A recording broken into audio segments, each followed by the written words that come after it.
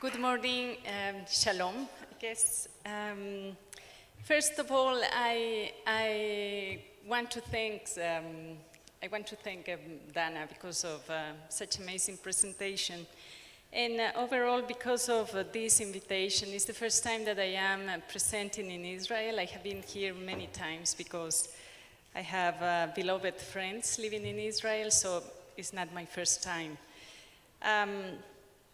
As I think that before to start with my presentation, I would like to give you some warnings because first of all, as you heard, my background is sociology and anthropology, so sometimes we tend to be so abstract that even we don't understand ourselves. So I hope you understand me today. And the second thing that you have to bear in mind is that I am from Ecuador, so my accent sometimes is quite strong. So if you don't understand any word, you can ask Dana. I think that she understands me a little bit. So let me tell you how this presentation got a shape. Dana asked me, I think that even 2 years ago, if I would like to come here, and I immediately say yes. I was very touched, and I want to thank all the people from the Shapiro Center for this great invitation. I didn't know how to do it. I was struggling a lot with my personal story related to disability. And I decided to do some kind of research. I will tell you during my presentation about that. But it was only, like I think 1 month ago, I went to cut my hair. And you know, in Amsterdam, you have all these crazy places where you can find people who cut hair, but at the same time, they are philosophers. And so I was waiting for the person to come to cut my hair, and I found a book on the table of the hair salon, and it was the Symposium of Socrates. And sorry, yes, Socrates, right? Plate. And when I started reading again, I thought, well, this is strange because I have been thinking about the power of love in my life regarding my siblings. And I opened the book and I started reading again the book, and I was thinking, oh, this is strange because I would like to share with you just one part of the paragraph that it really caught my attention. And here is Eryximachus talking to his friends and saying, "Today let us have conversation instead, and if you will allow me, I will tell you what sort of conversation. For often Phaedrus says to me, Eryximachus, in an indignant tone, what a strange thing it is, Eryximachus, that whereas other gods have poems and hymns made in their honor, the great and glorious God, love, has no encomiast among all the poets who are so many. What is still more extraordinary, I have met with a philosophical work in which the utility of salt has been made the theme of an eloquent discourse, and many other like things have had a like honor upon them. Only to think that there should have been an eager interest created about them, and yet that to this day no one has ever dared worthily to him love praises. So entirely has this great deity been neglected. So I want to offer him a contribution. Also, I think that at the present moment, we who are here cannot do better than honor the God love. If you agree with me, there will be no lack of conversation, for I mean to propose that each of us, in turn, going from left to right, shall make a speech in honor of love. I wanted today to take the invitation extended by Plato in his beautiful dramatic dialogue, The Symposium, to talk and honor the God love. Nevertheless, this time I would like to honor him by sharing the voice of siblings of people who have been labeled as disabled. Another warning that I have to give you is that sometimes I cry when I present. So if I cry, please bear with me that. I was born in Ecuador into a family with 3 brothers with multiple disabilities and 2 sisters, one of whom faces also some neurological difficulties. After the death of my young brother, I have witnessed the physical deterioration of my 2 older brothers and my mother. We have done everything possible and also sometimes the impossible, as resources are always lacking, to support them.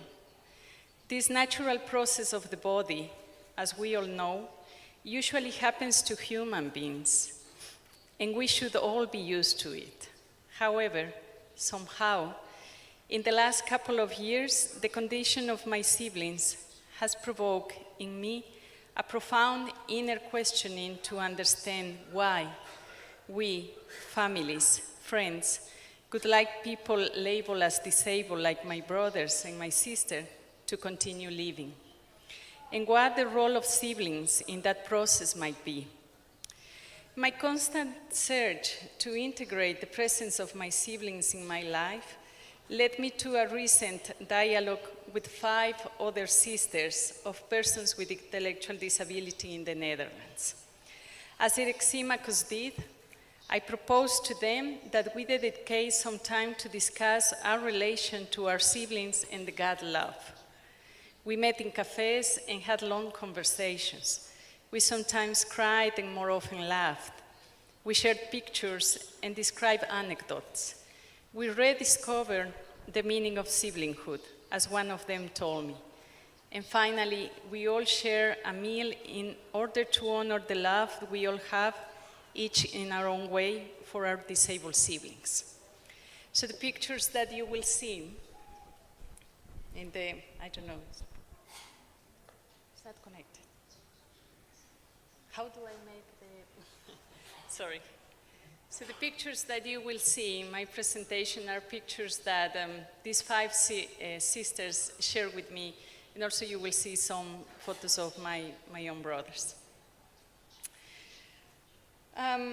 This presentation is my way of sharing with you all at least some of the thoughts shared by these sisters and myself regarding why we want to keep disability alive.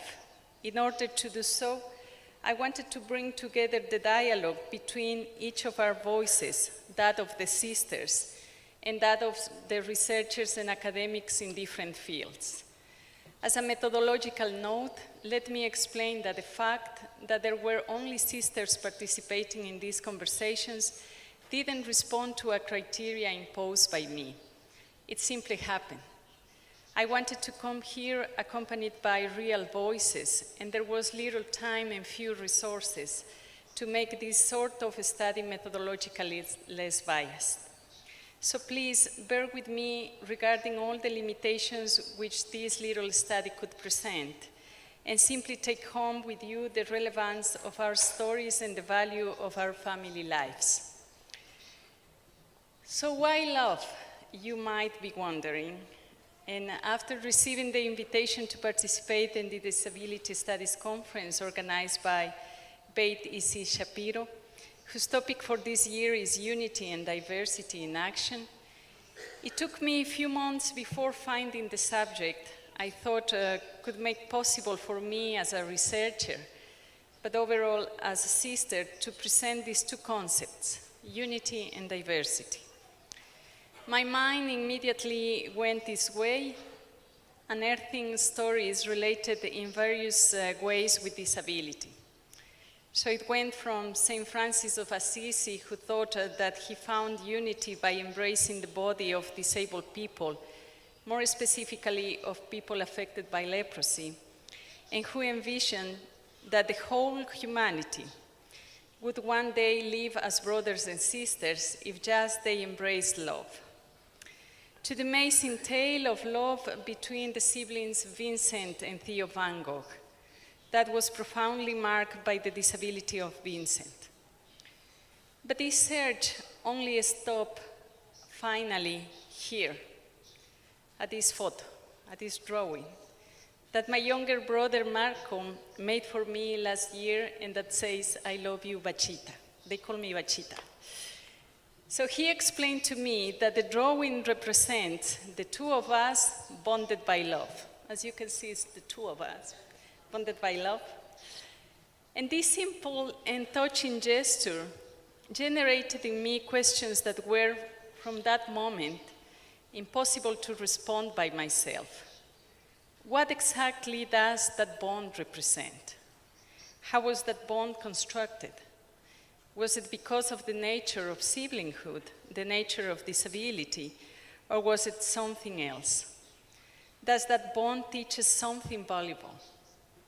Do my siblings grow in a human internal sense as much as I do on account of that bond?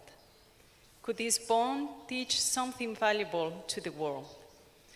Thus, I decided to search for answers to these questions together with my 5 interlocutors, Jana, Maike, Hannah, Yoshi, and Renska. And I have to thank them all, because without them, this paper wouldn't have been possible for me to write.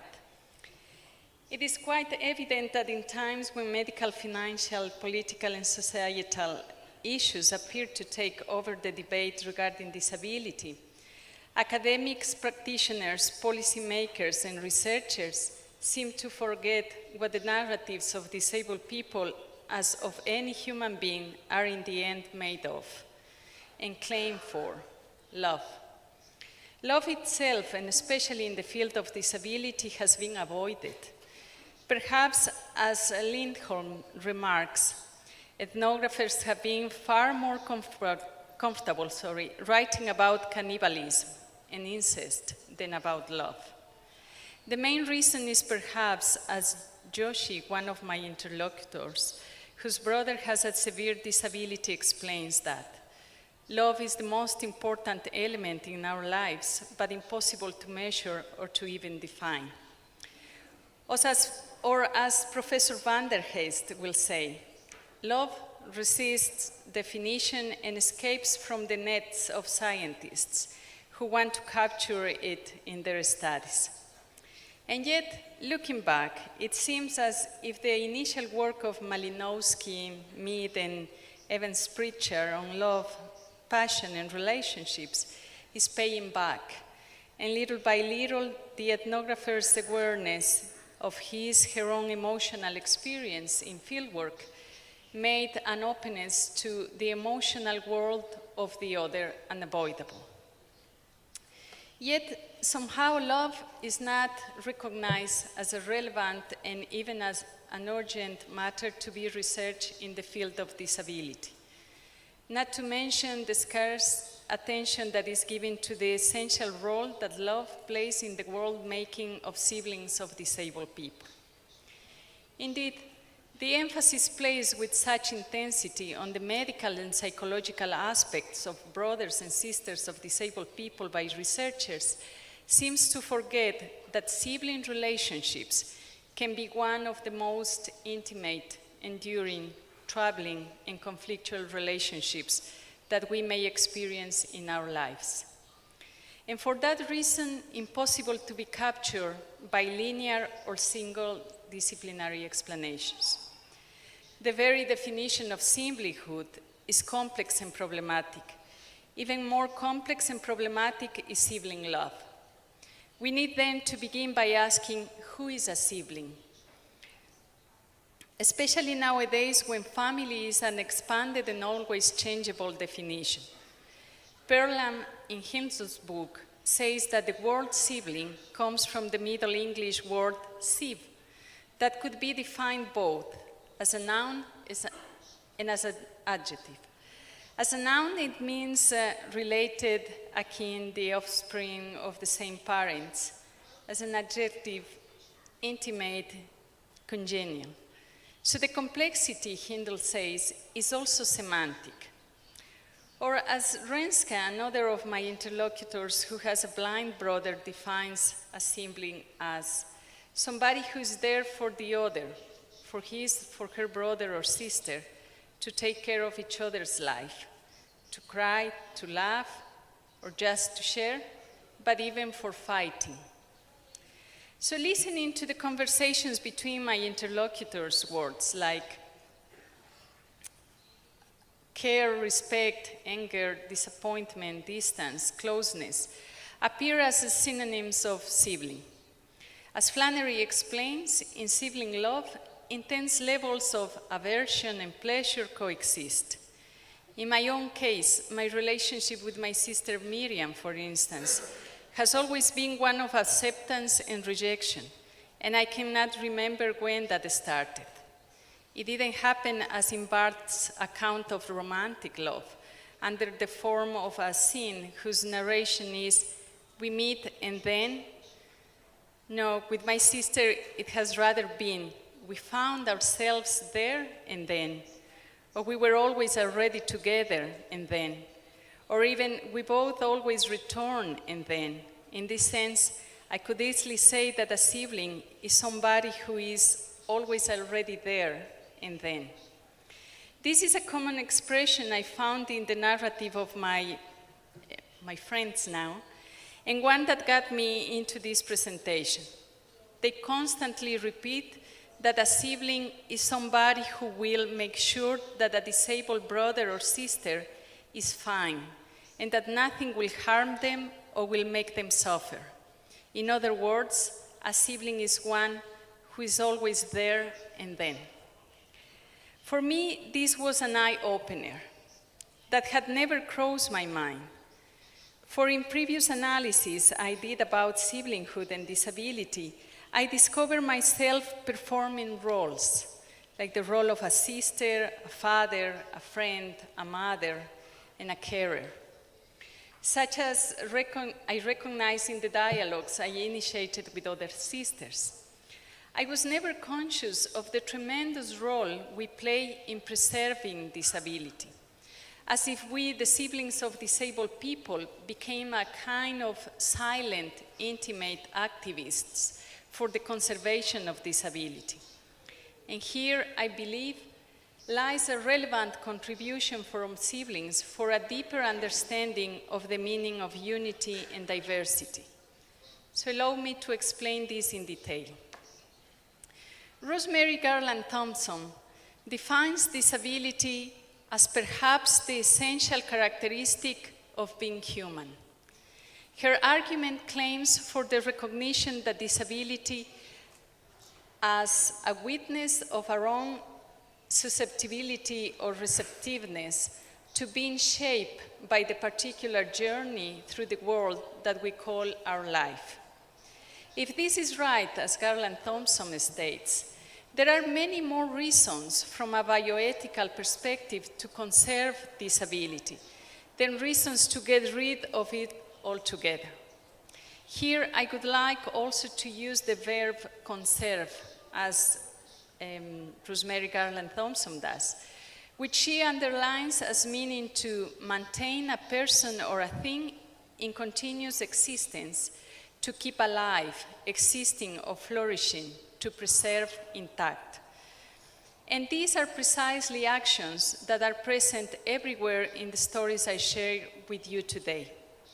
As in the words of Mikey and Yona, who told me about the time when her sister Svea was operated in order to prevent the progress of a severe scoliosis. They explained how difficult that moment was, but also how proud they were when they saw their sister recovering well, and generally being alive and kicking.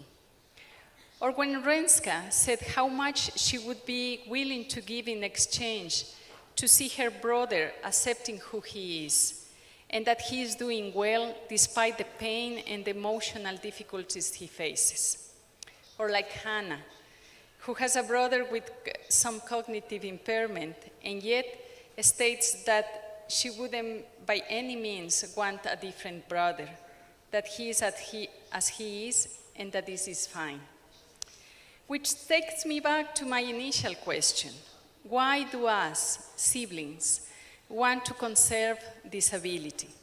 Why do we want to continue supporting our siblings even after our parents are gone? Especially considering how many studies emphasize the burden implied by disability. I am tempted to answer immediately by saying that the main reason is love.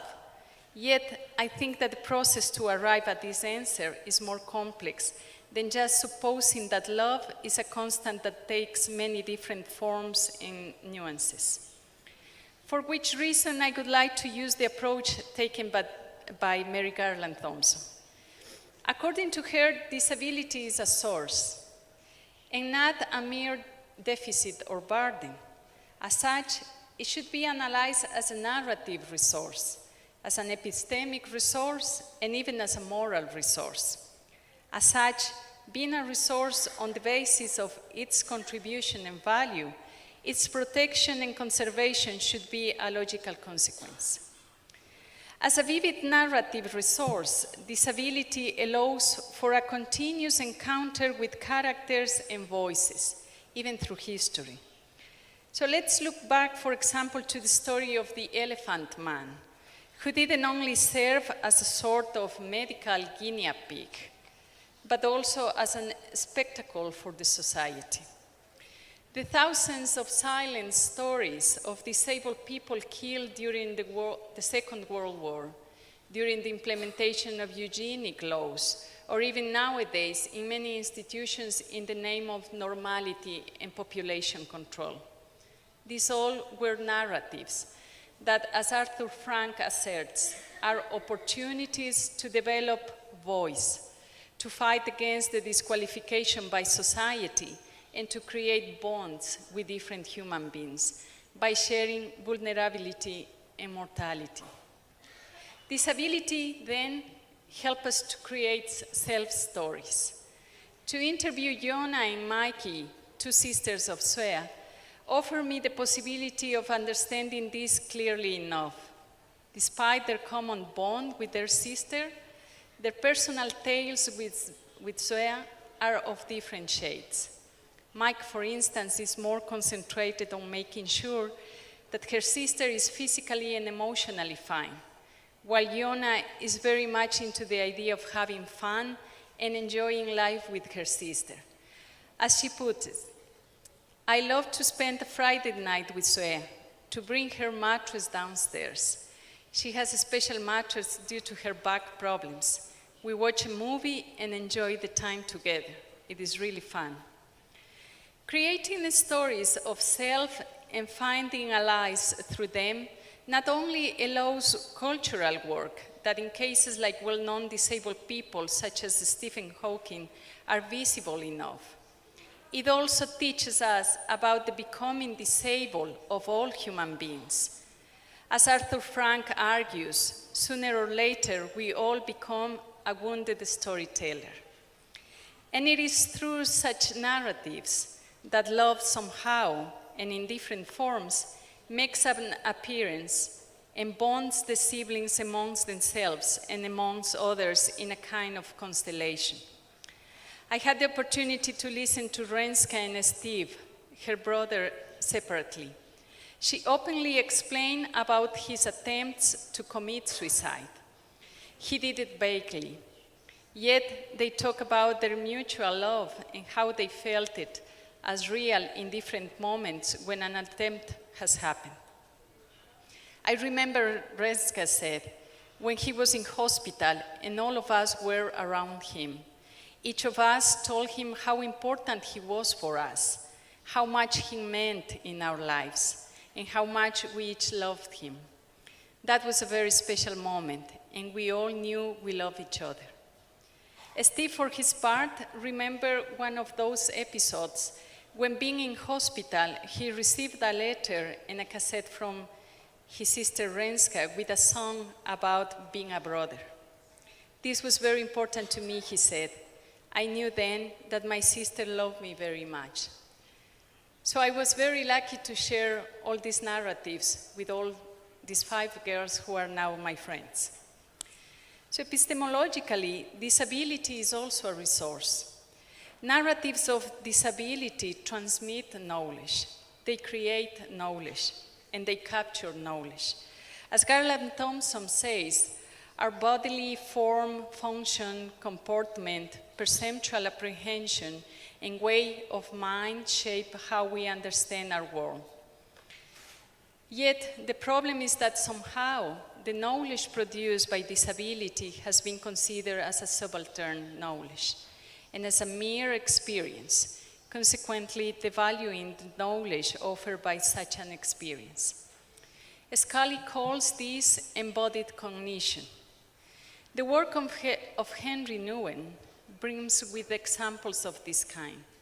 Nouwen, a Dutch priest and theologian, transformed Adam, the young man with severe impairment of whom he became a carer at the Daybreak Center, part of a large community in Canada, into his master.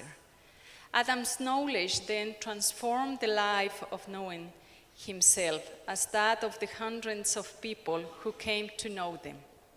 For instance, an ill-rich lady from New York who was invited by Nouwen to have dinner with him and Adam.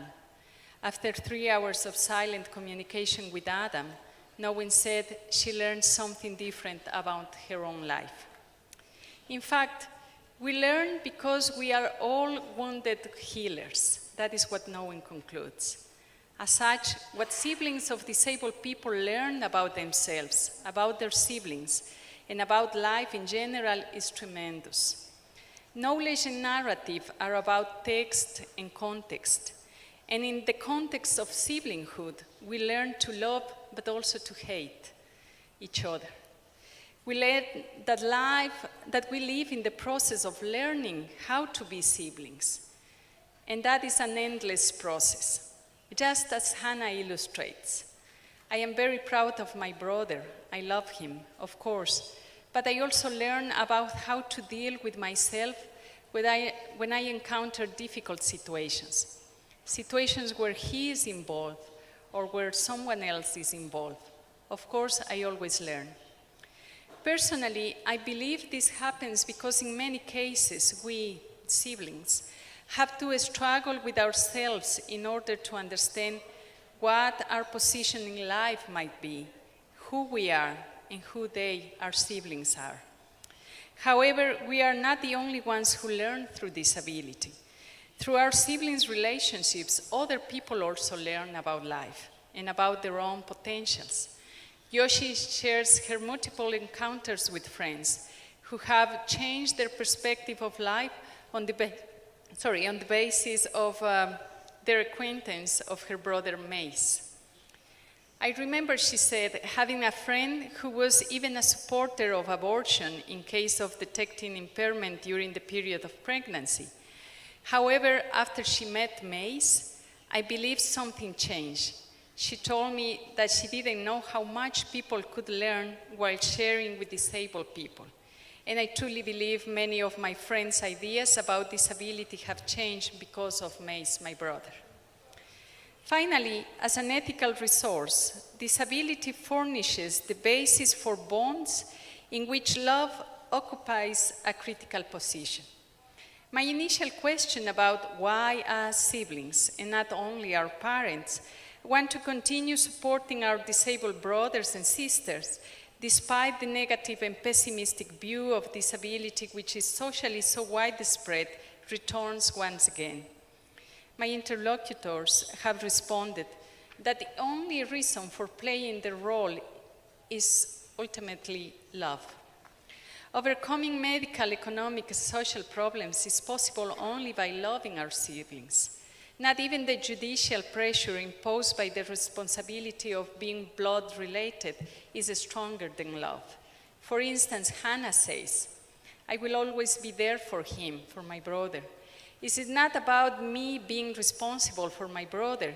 He's my brother, and this is essentially the ultimate reason for accompanying him always. Examples regarding the trilogy ethics, love, disability are common. A public case that clearly gets the idea across is that of Emily Rapp. Her son died when he was 3 years old, after going through the impact of the Tay-Sachs syndrome. As the article published in the Times in March 2013 states about her, Rapp is the parent who most moms and dads hope they never become. Tay-Sachs disease brings blindness and seizures and paralysis before it kills children, typically before their third birthday. However, when asked about her experience, Rapp says, "It was agony and ecstasy, and the extremes of those experiences. It is agonizing to watch your kids suffer and lose them. The ecstasy comes from the fact that he was still my kid, and I love him. When he died, I was glad he wasn't suffering anymore. I was relieved, which was agonizing because he wasn't here anymore, but a little bit of ecstasy because he was free. However, I would give up all this stuff if I could have my kid back." This agony and ecstasy is what Jonah, Renske, Joshi, Meike, and Han experience. And it is also what I experience with my brothers and sisters. In my conversation with my fellow sisters, issues about fears regarding the future and the deterioration of our siblings' bodies were mentioned many times. We struggle with the idea of them being alive, with pain and perhaps without support, while we also struggle with the very idea of our lives without them. And I have to jump, like I have to skip 2 pages, I think, because I have only 2 minutes. And the only thing then, because I have 2 minutes, I would like to say that as Garvan explains, disability gives us, as siblings, I guess, the opportunity profoundly to love another human being. I think that I would like to finish my presentation saying that I would like to invite you to understand the topic of siblinghood in disability, not only in relation to us, the literal siblings, but also as a means to recover the very meaning of brotherhood and sisterhood in the wide world, and to make evident its enormous potential to bring about change. Perhaps it's the way, in the way mentioned in relation to St. Francis, who located brotherhood in the embrace of the so-called lepers. My call concerns the possibility of a wide recovery of kinship through the experience of disability on the basis of that stupid thing called love. And before to finish, I just would like to tell you that my message in this presentation was not the romantic idea, it was not about the romantic idea of love. It was all the contrary, the opposite. The love that we experience as siblings, and maybe the parents also will say that, is I think that is a continuous process of understanding ourselves. And in this understanding ourselves, we always find contradictions. So it's not like pictures and advertisements that announce that the only thing that will help us to live is love. It could be true, but then we need to understand what kind of love are we talking about. Thank you so much for listening to this presentation.